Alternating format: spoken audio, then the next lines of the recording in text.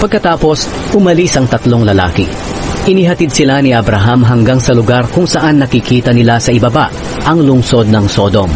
Sinabi ng Panginoon, "Hindi ko itatago kay Abraham ang gagawin ko.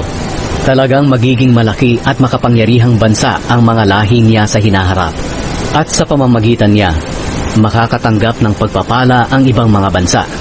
Pinili ko siya para ipatupad niya sa mga anak at mga lahi niya ang utos ko, na gumawa sila ng tama at matuwid. Sa ganoong paraan, matutupad ang aking pangako sa kanya." Pagkatapos sinabi ng Panginoon kay Abraham, "Maraming tao ang dumadaing doon sa Sodom at Gomora. Dahil sobrang sama na ng lugar na iyon, kaya pupunta ako roon para malaman ko kung totoo o hindi ang mga daing ng mga tao roon." Lumakad agad ang dalawang lalaki papuntang Sodom, pero nagpaiwan ang Panginoon at si Abraham.